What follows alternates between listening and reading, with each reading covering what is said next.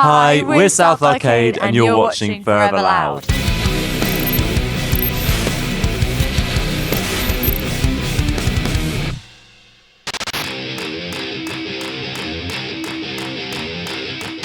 I once walked past Richard Ayoade, and he's just quite awkward in general, and so am I, really. So it was just like, I wouldn't say the sort of awkwardness cancelled it out though, because I just sort of looked. I was walking, and he was just there, and I looked up, and I went, "Oh, it's Richard Ayoade," and he looked up and was like, "Excuse me, get out of the way." And I was like, "Oh, sorry." I can't remember what his name was. In my old pizza job, it was like one of the old England team like managers or something. Oh. And I had to like serve him his pizza, and I like completely f***ed it up, and I can't remember, and I was so embarrassed, and I didn't know who he was till at the end.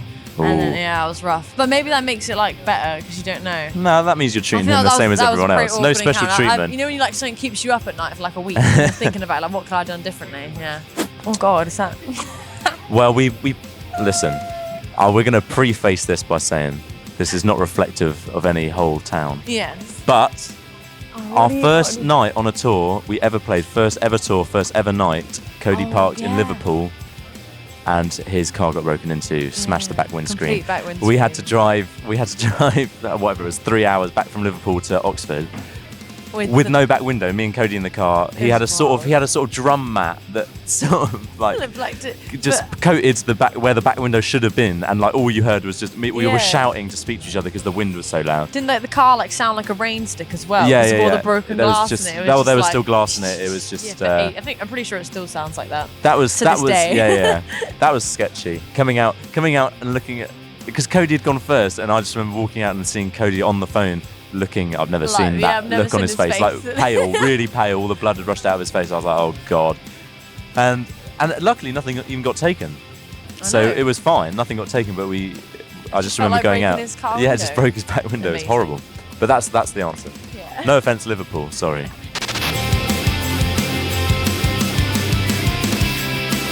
Well, we got different hometowns. Well, we do. Kind of. No, we do. Yeah, my hometown is like Oxford, but we then all lived for a bit. But back home, it's a bit of a shame.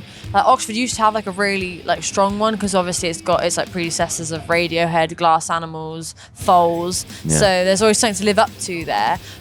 And there used to be some really cool little independent venues, but they've literally all shut apart from like the two like sort of more corporate-y ones in there. But there is still like, you know, playing like there's a bunch of pubs and there's still like a lot of indie bands, isn't there? I think some more Oxford at the minute, more than anything. But there's definitely like a scene sort of like demanding to be there, if that makes sense, or like demanding for a new venue to open. But, I think yours has a much more notorious scene from where you're from. Hastings has got loads. Yeah, Hastings has got like it's got loads of little places. I mean, yeah, I'm trying to think. Like, there's always music up there. They do Fat Tuesday down there as well, which is like a week of like sort of a bit like this, I guess, like a mini festival. Yeah. And they do loads like the old town is like a strip. This is gonna be really difficult to explain. It's like a strip of like really cool pubs and bars and stuff like that, and they all turn into a venue. And there's like some bigger ones, some small ones, but there's just loads of music and just sort of everyone goes around and plays each one. And I didn't realise, but actually lots of people travel down and play it. It's really cool. So that's my one. But yeah, no, Oxford, they still have. It needs one. It's still like got the O2. Still got the O2 and the Bullingdon, which we're playing. It needs one of these festivals. We need to do a Burn It Down in Oxford. Yeah. I did see someone say the other day they wanted someone to take the plunge and start an Oxford venue. Maybe that's what we're going to do. That's what we'll open a venue.